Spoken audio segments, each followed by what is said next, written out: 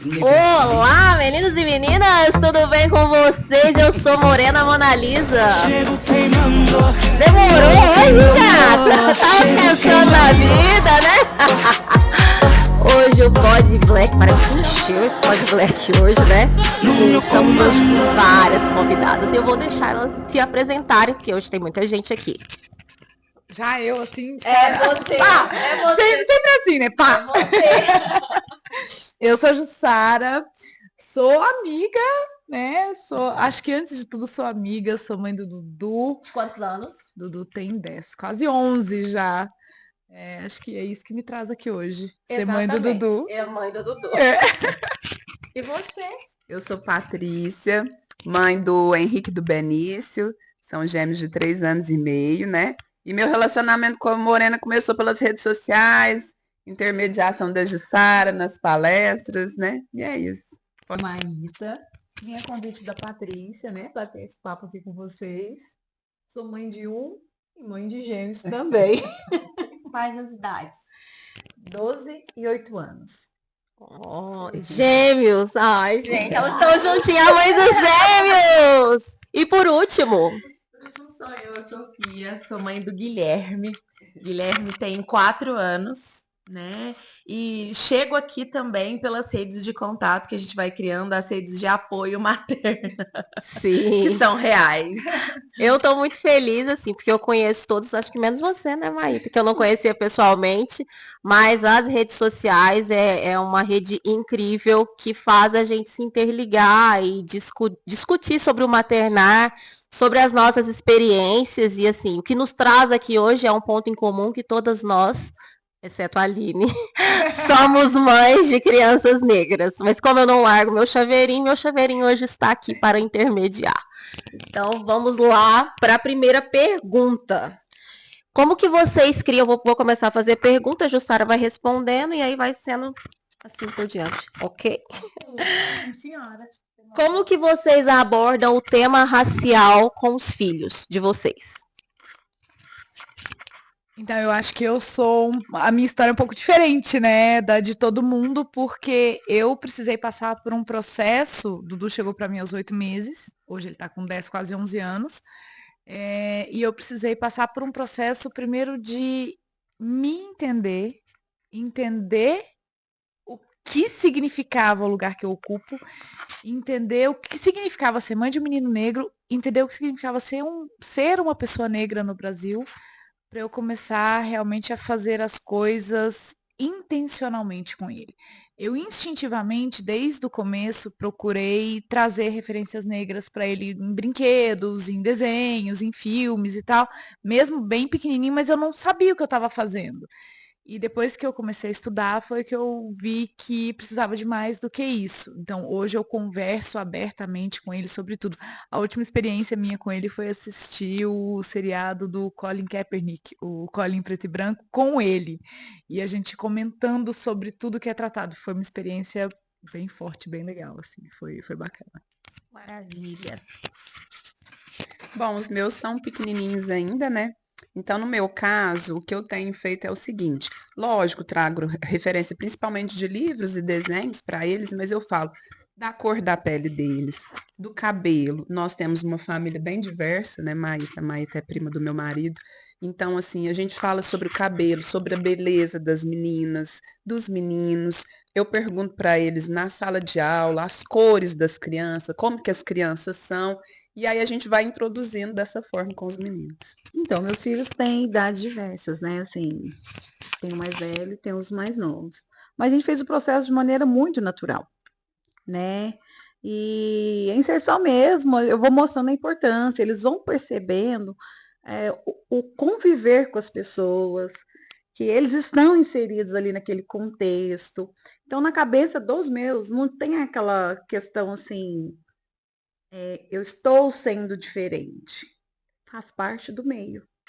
Eu tenho um filho pequeno também, né? O Guilherme ainda às vezes não tem tanta condição de compreender questões mais estruturadas sobre a temática. E eu acho legal também considerar que o Guilherme é uma criança, um filho de pandemia.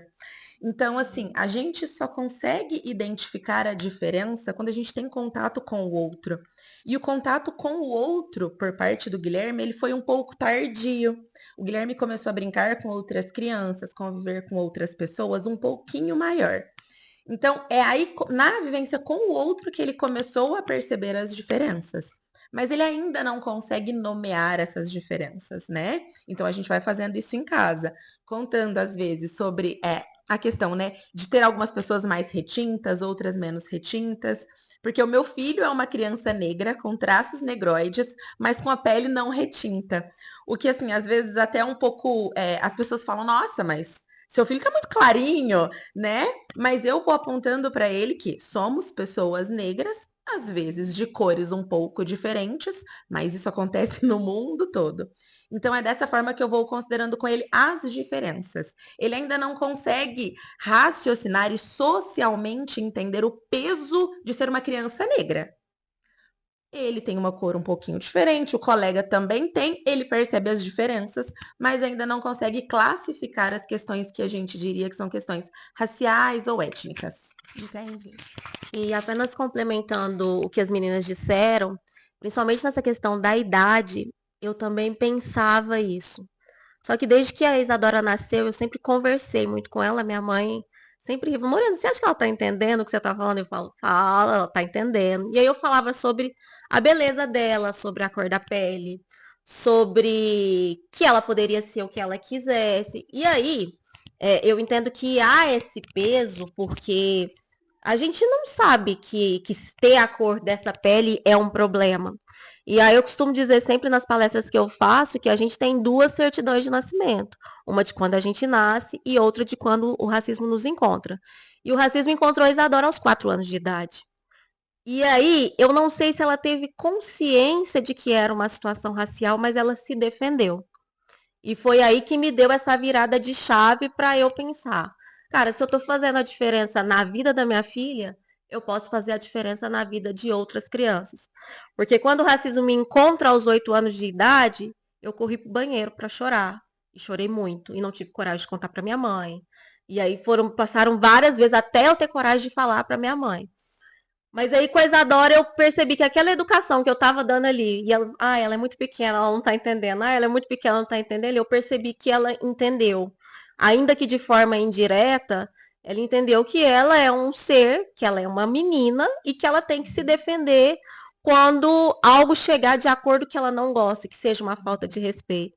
Então, meninas, continuem falando, continuem fazendo, porque dá certo, principalmente vocês duas com mães de meninos tão pequenos, falem incansavelmente, porque quando chegar a hora eles vão conseguir se defender. Morena, eu queria aproveitar esse gancho para poder entrar no tema da escola. Ai, boa. Porque atravessa a gente. Porque é na escola que as crianças elas vão passar por diversas situações. É o lugar onde eu habito, no lugar da professora, né? Uhum. E estando nessa posição de professora, eu entendo também que existem formas de ensinar e que acessam diferente as crianças pretas ou que não acessam estruturalmente pela falta de cumprimento da própria lei 10.639 e também por conta do preconceito que os professores, não professores, mas as pessoas que estão por trás da função, não têm a preparação para poder lidar com isso, inclusive na diferença do afeto. E a gente sabe é onde dói mais, né? E aí eu queria perguntar relacionado na escola, como que as mães conseguem, né, lidar com essas situações ou não, e as respostas que vocês têm aí para a gente poder compartilhar. E lembrando que aqui a gente tem um universo de escolas particulares e escolas públicas. Então eu gostaria que vocês falassem, não precisa falar o nome da instituição, claro. Cada uma dentro de uma escola aqui. Então, só pra gente dar esse universo que o racismo ele tá em todos os espaços. Vamos lá, dona Jussara Marra. A gente tem umas 5 horas para falar sobre isso. Nossa, é porque a minha experiência com... Na verdade, sim, o racismo ele encontrou meu filho abertamente, diretamente, né, numa situação dirigida a ele, foi na escola, né, foi com ele com 9 anos e foram 2 situações separadas em período de 3 semanas, dentro de sala de aula. E foi ali que eu vi que ele estava realmente preparado para nomear as coisas. Não foi nada fácil escutar o que tinha acontecido. Eu acho que eu fiquei pior do que ele, porque eu acho que eu consegui enxergar o tanto que aquilo era só o comecinho e essa percepção ele ainda não tem.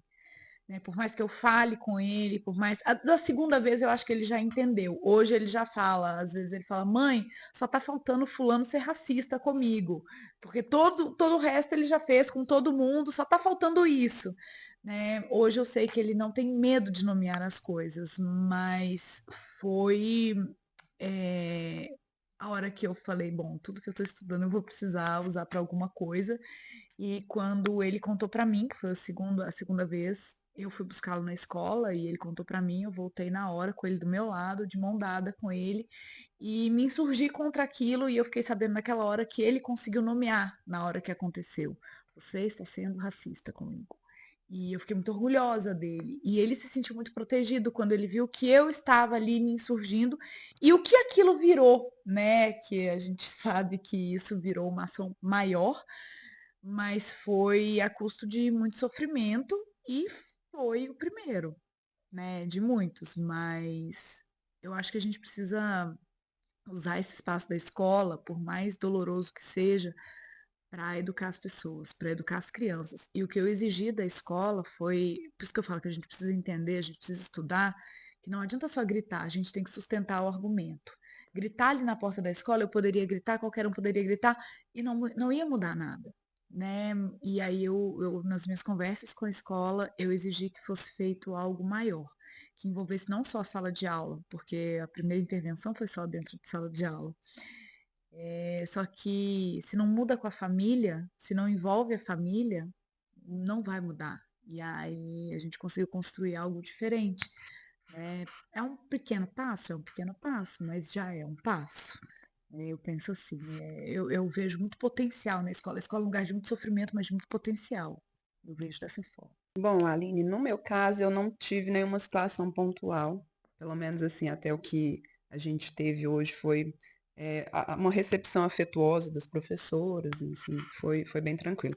Só que eu queria pegar uma ponte do que a Morena falou, que você falou. Eu sempre tive uma preocupação de ter uma família afetuosa, porque a gente sabe que muitas famílias negras, eu não falo nem pela ausência de vivência do afeto, mas muitas vezes as famílias elas estão procurando fornecer o básico para a família. Então, são mães que trabalham muito, que estão muito fora de casa, né? E dentro de casa está resolvendo questões domésticas, né? Então, a troca, o momento de entrega para o filho, a questão do afeto, não é tão, ou em algumas outras situações, não foi tão trabalhado. Então, assim, eu tenho muita preocupação no desenvolvimento do afeto no âmbito familiar, porque eu acho que essa vivência traz para os meninos também a questão da noção do que é afeto, do que é respeito, do que você aceita e do que você não aceita. Então, eu me guio muito nisso. E na escola, assim, a gente sempre tá atento, mas é na idade que eles têm, ainda não tive essa vivência. Queria deixar claro, assim, que eles estão numa escola pública, mas que ela está localizada numa região um pouco mais elitizada. E que na escola mesmo, sendo uma escola pública, o número de crianças negras é pequeno. Então, assim, são questões de 2 ou 3 crianças negras por sala de aula. E isso até me deixou surpresa, mas até que, né, até então, está sendo tranquilo nessa parte. Eu acho, né, a escola, como foi dita, ela é um lugar muito amplo e ela é a extensão do lar. É o espaço que o nosso filho, mais passa tempo além da nossa casa. Então, precisa ser um lugar produtivo, prazeroso. E eu, como educadora, professora, eu percebi muitos nãos no início de formação. Nas escolas particulares, por exemplo, não se via uma professora negra. Víamos inúmeros funcionários com outras funções. Mas no papel da tia, da professora, não. Então, não era normalizado uma professora ali para aquele contexto. né? Com o passar dos anos, diminuiu. Mas se encontra muitas? Ainda não. Para os nossos filhos, essas professoras são referências.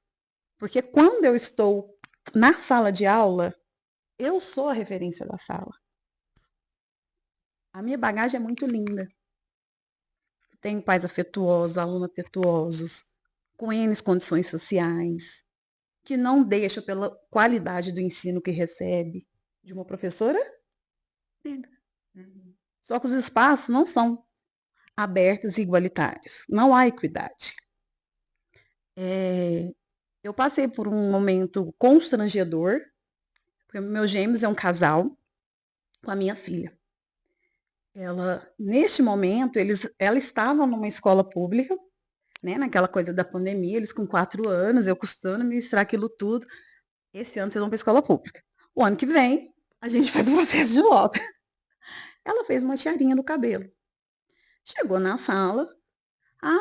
Seu cabelo hoje está igual ao do palhaço. Ela não fez nada. Chegou em casa, me contou. Não chegou chorando.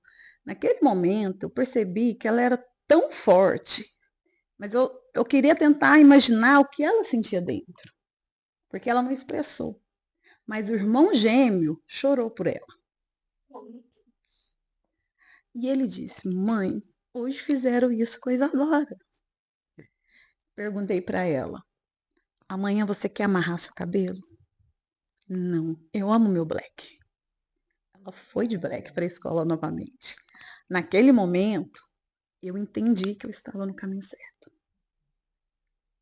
Ele foi a diretora, contou o que aconteceu. O irmão! Ele foi a diretora, contou o que aconteceu, virou um movimento na escola e ela quietinha. Quem lute por mim. Fizeram um trabalho coletivo, não foi só da sala de aula.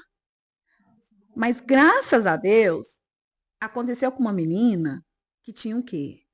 Já um preparo, mas com muito amor e naturalidade.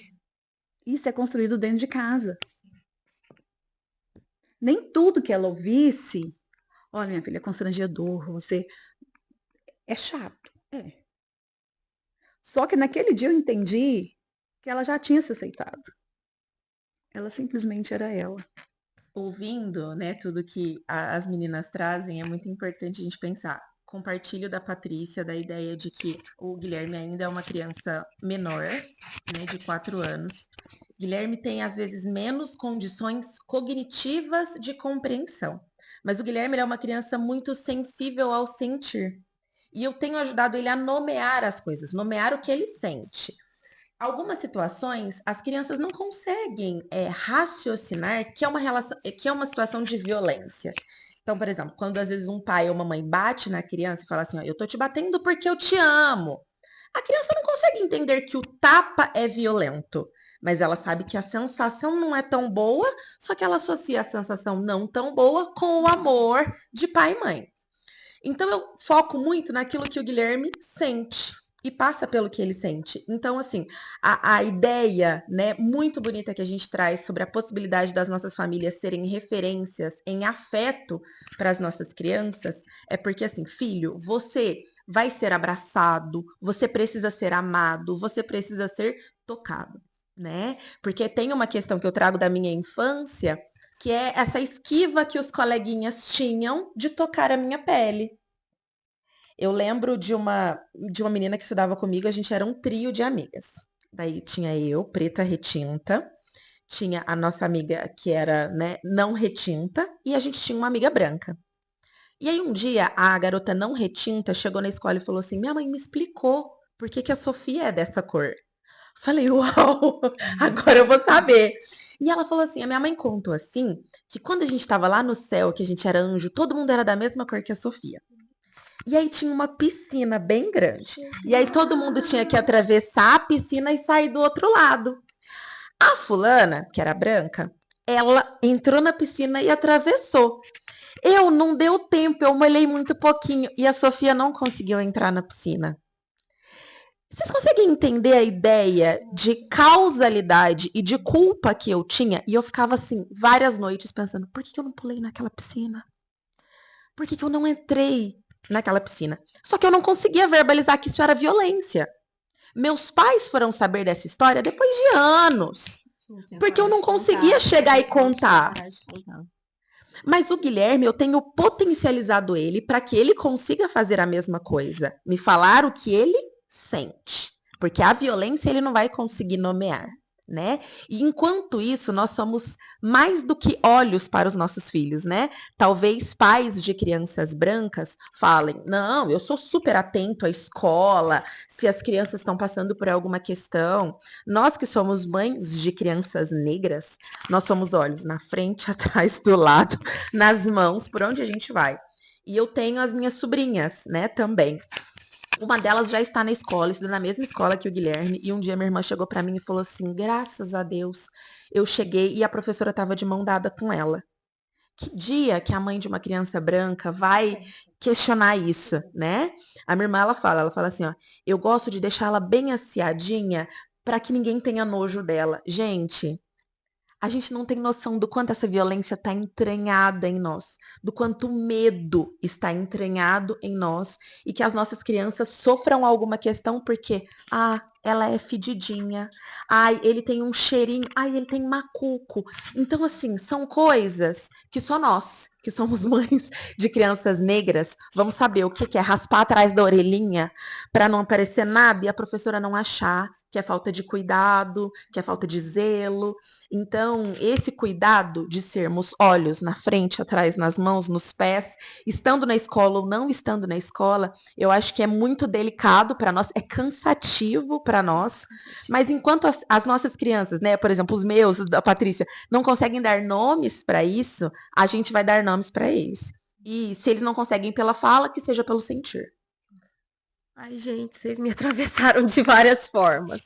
Primeiro porque a Ju, quando ela fala da reação dela e eu participei de tudo que aconteceu, eu fui lembrando de tudo que aconteceu com a Isadora. Porque quando a coordenadora chega no final do dia para conversar comigo, olha, a Isadora, uma amiguinha, impediu ela de brincar porque ela queria ser a Chapeuzinho Vermelho. E a amiguinha falou, não, se você quiser, você vai ser o lobo. E aí, porque olha a cor da sua pele. E aí a Isadora, minha mãe falou que eu posso ser o que eu quiser. E aí peitou tudo. Na hora que a coordenadora conta isso, tal, eu começo a chorar muito. E aí a coordenadora falando, olha, você tem que achar bom, porque ela se defendeu, tal. Mas a minha vontade mesmo, e foi o que eu fiz naquele dia, a gente saiu da escola, eu saí de mão dada com ela. E eu dormi abraçada com ela. Porque a minha vontade é que ela não saísse de perto de mim nunca mais. Se eu pudesse colocar a Isadora dentro de uma bolha junto comigo, eu não queria que ela saísse. E aí, complementando ao que você disse sobre a questão da pele, eu e o meu pavor das festas juninas. Gente, o que era aquilo, meu Deus. E aí tinha essa questão da pele, os meninos não queriam encostar em mim. Eu não tinha par, até eu virar pra minha mãe e falar assim, olha, eu não participo mais, não gosto. Não gosto. E todas as vezes que a Isadora, acho que a Isadora já dançou umas 3 ou 4, eu choro de muitas lágrimas caindo. E esse ano, sei lá, acho que São João resolveu me fazer um carinho e falar, ó, tá tudo bem. Porque na sala da Isadora, em que pese a escola que ela esteja agora tenha mais diversidade, mas na sala da Isadora tem uma menina negra, não de pele retinta, tem uma pele mais clara, e só as duas. E aí começaram a divisão dos pares. E aí meu coração já. Meu Deus, e agora? Com quem que ela vai dançar? E eu já preocupadíssima. Aí um dia estamos nós aqui sentados, almoçando. Ela fala, mamãe, eu já tenho par pra dançar. E eu falei, meu Deus, quem que te chamou pra dançar? Ela falou assim, não, eu convidei mesmo. Eu cheguei no Matheus é um menino queridíssimo, que assim, tá com a Isadora desde pequena. Eu cheguei na mesa dele e falei, olha, você vai dançar comigo, viu? E assim, a família do Matheus é uma família que eu amo de paixão. E chegamos eu e mãe de Matheus juntas, e nós duas chorando. E assim, eu agradecendo ela pela criação que ela tá dando pros filhos, porque é uma família branca. E é importante que essas famílias brancas deem essa educação antirracista, porque a criança ela não nasce racista, não nasce. Então, quando nós temos esse tipo de família convivendo com a gente, dá um quentinho no coração. Ai, um quentinho, eu fico muito feliz. Bom, gente, eu queria comentar sobre como que vocês lidam, assim, vocês duas ainda não passaram por isso. A Ju deu um depoimento rápido, eu gostaria que você aprofundasse mais sobre como é que foi depois daquele dia que você gritou na porta da escola. Eu acho que eu na condição de mulher preta, se eu tivesse feito isso, eu seria a preta raivosa, Então, mas eu no ia falar caso sobre isso. de uma mulher branca, eu acho importante você falar sobre esse depoimento. Eu acho que é importante a gente fazer esse recorte. Muitas crianças negras, filhas de mães negras, talvez não contem ou tenham dificuldade de contar, com medo até de, se a minha mãe falar alguma coisa, vai sobrar para minha mãe. Né? E a gente fala muito sobre privilégio branco, e eu e a Morena a gente conversa muito sobre isso, fazendo piada uma com a outra, porque ela briga comigo que eu ando mal arrumada, e que a gente brinca, a gente faz piada, mas é uma coisa muito séria o fato de eu poder andar mal arrumada e isso não fazer diferença. Né? E inclusive quando a Sofia estava falando o negócio as mães de crianças brancas não precisam pensar sobre tudo isso. Eu fui a criança branca que a mãe não precisou pensar sobre nada disso. Eu não achava que precisava, eu não sabia que precisava, até eu precisar, né? E quando eu grito na porta da escola, talvez eu seja escutada de uma forma diferente, justamente por eu ser branca.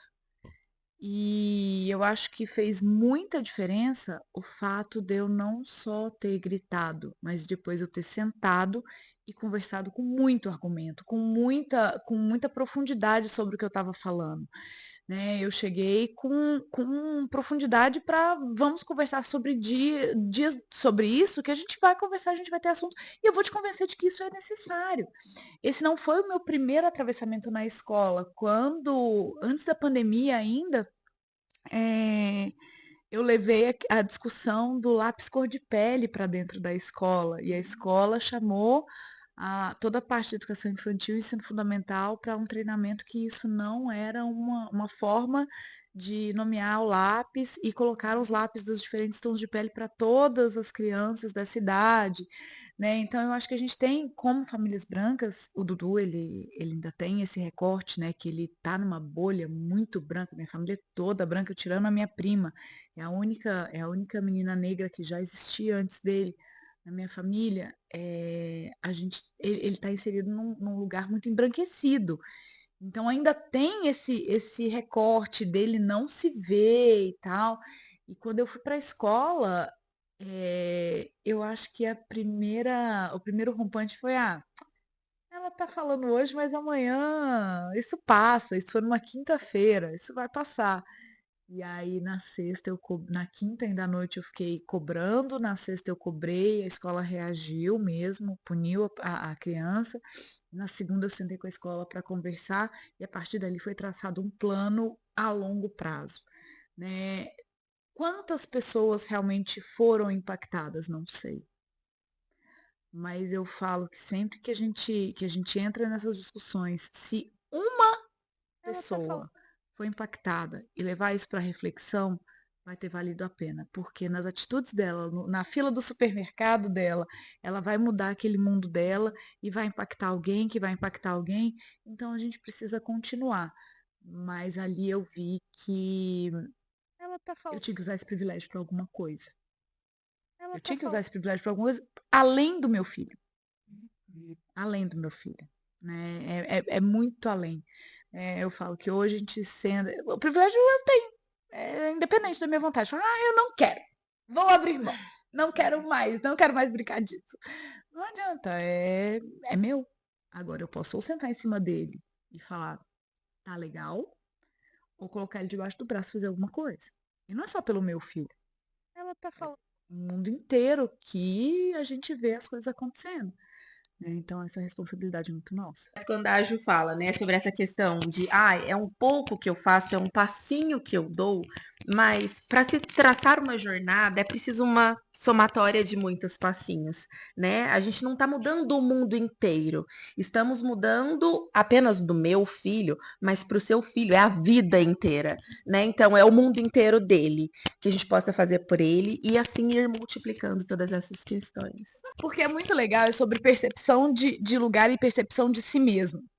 Eu sempre, depois que eu comecei realmente a fazer as coisas pensando no que eu estava fazendo, eu sempre coloquei o Dudu muito atento aos ambientes que a gente está ocupando, né? E a minha história com a Sofia, por isso que eu ia contar, a minha história com a Sofia, ela começa, a Sofia é grande amiga de uma grande amiga minha, que ficou minha amiga depois, já ser amiga dela há muito tempo. E eu tava no pronto-socorro com a minha mãe passando mal e tal, e o Dudu lá, e a Sofia estava, seu pai, né, tava passando mal, e eu não vi Sofia, não vi ninguém, eu tava preocupada com a minha mãe, e o Dudu tava lá também, e eu também não tava nem vendo o que o Dudu tava fazendo. E aí a Sofia lembrou de umas fotos que a nossa amiga é a Rê, né, fotógrafa, tinha feito umas fotos minhas com o Dudu maravilhosas, lembrou da gente e tal, pediu pra me seguir no Instagram, eu não deixei, ela fica brava comigo. É assim, ela é dessa, ela é dessa, ela é dessa. E aí a gente um dia foi conversar sobre isso e tal, e ela contou quando que ela tinha me conhecido, e o Dudu tava perto, eu fui contar pra ele, e ele falou, mãe, foi naquele dia que a vovó passou mal? Falei, foi. Falou, eu lembro que tinha uma menina, uma moça negra lá. O Dudu olhou ao redor e ele percebeu que só tinha mais uma pessoa negra no ambiente e era a Sofia. É impressionante como a gente acha que a gente não tá fazendo a diferença, mas tá fazendo a diferença. Essa história é muito legal. Causa um impacto muito grande. A questão que você comentou a respeito das professoras. A Isadora, nessa jornada, nessa pequena jornada de vida, ela teve uma pessoa só. E quando ela chega na sala, foi mais ou menos na época do lançamento do filme da Pequena Sereia. Gente, o olho da Isadora brilhava e ela me cutucava, olha lá, mamãe, olha lá. Inclusive, ficamos amigas dessa professora. E aí, não só essa professora, teve um dia que ela estava muito pequenininha, brincando, de repente ela estava de calcinha e camiseta, pegou um brinquedo que ela tinha que parecia um laptop e uma mochila e olhou para mim e disse, mamãe, tô indo trabalhar. Então, assim, é porque ela me vê com esse computador e falou assim, tô indo, e eu falei, de calcinha, tô indo trabalhar, olhando essa professora. Então, assim, eles começam a ter referências de que a gente não precisa estar só nesse lugar de servir, né? Que a gente pode estar ocupando inúmeras profissões. Uma outra coisa que você comentou que me atravessou também de uma forma muito profunda é que a minha família já é uma família de mulheres bem arrumadas, né? A gente é bem ligada na moda. E quando a Isadora chega, eu sigo o legado, né? Ai, não sou obrigada. Mas esse legado que eu vejo que vem lá da minha avó, minhas tias e minha mãe, é sempre isso. A gente sempre precisa estar bem arrumada. Então, assim, a Isadora nunca chegou. Teve um dia que ela foi sem laço para a escola, eu fiquei assim, acabado. Meu Deus, cadê o laço? Mas eu sempre me preocupo que ela vai ter que estar mais bem vestida. A roupa dela vai ter que estar boa, o tênis, a mochila. A oratória dela, que é uma coisa que eu cobro muito, que eu falo, você não pode falar errado. Nós conjugamos, a Isadora é uma menina que tem uma oratória perfeita desde 2 anos de idade. E aí eu não aceito. É ruim isso? Eu não sei até que ponto isso é ruim, que isso é bom, porque às vezes você está cobrando muito de uma criança. Mas eu tento traçar um caminho de perfeição para ela, para que ela não seja excluída por conta de roupa, e a gente sabe que não tem nada a ver isso, que é pela cor da pele. E pela cor da pele, eu tento tentar ela deixar o mais normal no ambiente branco que ela está, que é o ambiente de sala de aula. E agora minha pergunta vai para a professora. O que você acha, assim, dos professores? Porque, assim, a gente comentando aqui, eu vejo que muitas, inclusive eu e a Aline, que andamos em diversas escolas, né, Aline? A gente vê muita falta de conhecimento dos professores. E quando a gente fala da Lei 10.639, que é uma obrigatoriedade, que já está aí há 20 anos, e que não é implementada nas escolas, inclusive Ju escreveu um texto sobre isso, não tem uma penalidade, não tem uma multa, e eu acredito que é por isso que ela não é implementada. O que você vê? Você tem, sei lá, sonho para o futuro que essa lei seja implementada de fato na sala de aula? Precisa ser. Ele está aí. Que seja o mínimo. Estamos aqui para fazer a diferença. A minha coordenadora me chamou para fazer uma parceria com uma outra escola. A professora, né? Eu precisava de uma professora que levasse projetos, a gente contasse histórias. Quem na escola faria isso? Ninguém. Maíta, é uma sementinha, mas estaremos lá. Isso eu tenho certeza que abrirá portas para as novas que chegarão. Porque se não chegar na escola... Você acredita que você sozinha vai conseguir? Eu acredito que você tem que fazer seu papel. Sim, aham. Mas você não acha que as outras professoras, vendo esse movimento, elas não tinham que se mexer para buscar o conhecimento, porque o conhecimento está aí para todo mundo, gente. Só que ele chega devagar. É igual a história do lápis. Precisou de fazer uma reunião, apresentar. Embora já tenha ouvido em outros momentos, ninguém se mexe. E para as nossas histórias, vai ser assim por muito tempo. Nunca foi diferente. Só que nós precisamos mudar. E as nossas crianças vão vir, gente, muito mais preparadas, muito mais fortes. Quando a Sofia fala da história, né, que a irmã tem que arrumar muita sobrinha, gente, eu arrepiei porque eu lembrei da minha mãe. A minha mãe abaixava o nosso cabelo com ferro. A gente tinha que estar com o creme sempre intacto. As pernas, né? Porque senão não éramos aceitos no grupo dos coleguinhas. Os nossos filhos não passam por isso. A gente leva com mais leveza. Mas assim, engasguei quando eu ouvi sua história. Que a irmã ainda precisa fazer isso. Faremos muita diferença. Que seja uma, que seja duas. Quando a gente vê, é uma corrente de afetividade. E é possível. Na proposta aqui do podcast hoje, porque assim, a maternidade para mim é muito visceral, mas aí é um assunto para outro momento. Mas assim, mas assim, eu reforço a questão da afetividade.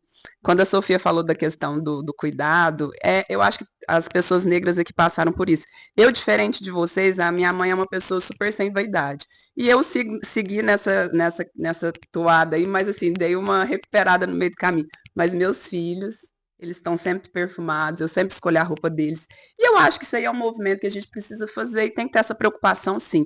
Mas a questão do afeto, gente, cada pessoa veio de uma família com suas vivências, mas eu sei o quanto é difícil o dia a dia com uma criança, mas essa experiência do afeto é fundamental para que nós, negros, entendamos que você tem direito, sim, a ser respeitado, a ter uma pessoa que goste de você, que te toque, que te ame.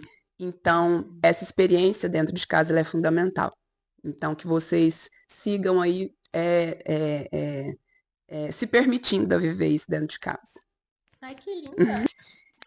Eu acho que o meu papo ele é muito mais com famílias brancas que estejam nos vendo e nos ouvindo. Não ensinem seus filhos que não existe diferença, eu não vejo cor, é todo mundo igual. Ensinem os filhos de vocês a verem as diferenças, porque elas existem. Eu fui ensinada que nós somos todos iguais. E a nossa geração, eu acho que toda foi ensinada, assim, especialmente as famílias brancas ensinaram muito como uma forma de ser socialmente aceita, de ser um discurso politicamente correto. Isso eu vejo que é muito, muito, muito maléfico para o que a gente quer construir como sociedade. Enxergar a cor é o primeiro passo que a gente tem para construir uma sociedade realmente igualitária em direitos. Então a gente precisa entender que nós não somos iguais e de onde vêm essas diferenças para a gente combater. Então, meu recado ele vai muito os pais de crianças brancas, para as famílias brancas, ensinem os seus filhos que existem diferenças sim, que eles podem e devem ver as cores. Não como uma forma de discriminar e de reduzir o outro, mas de entender que as diferenças estão aí e que a gente precisa conviver com elas da melhor forma possível. Então, foi muito legal esse nosso bate-papo, né? Essa troca, né? Ela é muito rica. Então, eu gosto de tornar as coisas muito leves.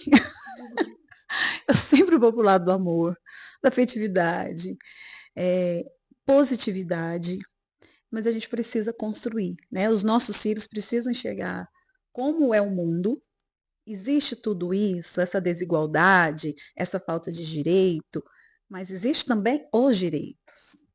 É um direito de estar ali, de estar onde quiser, fazer o que quiser, se qualificarem, lutarem pelos mesmos espaços. As portas deles, eu sempre falo, serão bem mais amplas do que as nossas, né?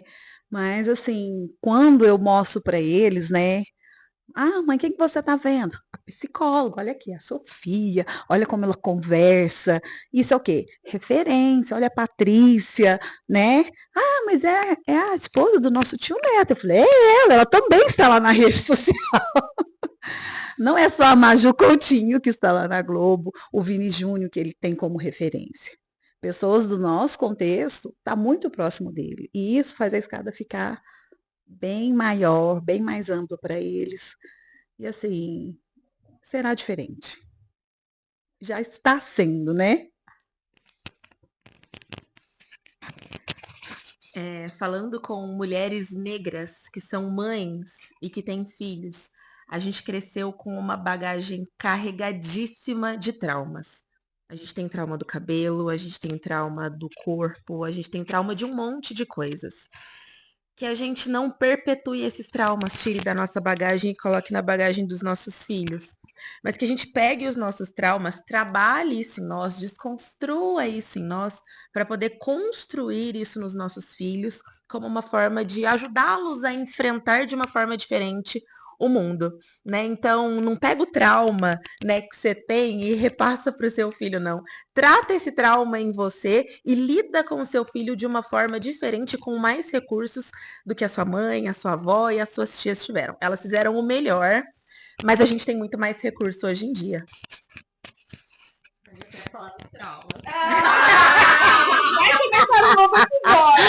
Gente, como é que faz isso? Como é que faz isso? Como é que faz isso? Minha filha é uma vida inteira toda machucada, toda quebrada. Não é fácil, assim. É um bom recado, mas assim, eu ainda estou me reconstruindo, porque eu sinto que uma vida inteira eu estive caindo num abismo mesmo. E às vezes tinha alguns galhos em que eu segurava e falava, agora vai. E o galho quebrava. Entende? Então, a vida da mulher negra é essa. E aí, quando eu fico grávida de uma menina, me vem uma vida inteira de pensamentos a ponto de eu nunca quis ser mãe, gente. Vocês têm noção do que o racismo faz? Eu nunca quis ser mãe. E quando eu fico grávida, eu choro por 2 meses. De medo. Como é que eu vou criar uma menina negra nessa sociedade? Então, é bacana você não levar os traumas, mas assim, a exemplo do que eu disse agora há pouco sobre São João, eu sempre engasgada, e aí nas festas juninas eu sempre choro muito, eu choro muito. E graças a Deus deu certo, não passei pra ela, porque ela tá até chamando o pai, né? Eu jamais faria isso, eu jamais. Se você não passe para ela o seu trauma de não ser convidada para a festa junina. Mas se você faz para ela, filha, convida. É nessa hora que a gente quebra, assim, as pernas do racismo, dos traumas que nos envolveram durante toda a nossa infância e promove para ela uma educação diferente. Ela não vai ter trauma na festa junina. Até porque a vivência dela vai ser diferente. Eu acho que o trauma vem de você achar que a pessoa vai ver. Exatamente. Olha a autonomia dela, gente. Eu também eu passei essas coisas, né? Então, assim, nunca na minha vida que eu convidaria um menino. Nunca, eu ficaria sem dançar. Então, assim, é outra geração, a gente sabe das dificuldades, mas a gente está dando muitas ferramentas. Então, terapia. Sim. Não dá pra viver uma vida inteira no seco, gente. É remedinho e terapia. Não dá. Gente, então esse foi mais um Pod Black muito especial. Eu tô assim, engasgada, porque sou apresentadora, se recompõe apresentadora. Muito obrigada, meninas, por terem aceitado de primeira. Sofia, hoje é aniversário dela. E ela tá aqui, disponibilizou a conversar com a gente, ter esse bate-papo. Acho que a gente passaria horas aqui, mas o programa tem que acabar. Muito obrigada, pessoal. Até a próxima. E esse foi mais um Pod Black, porque todo Black pode.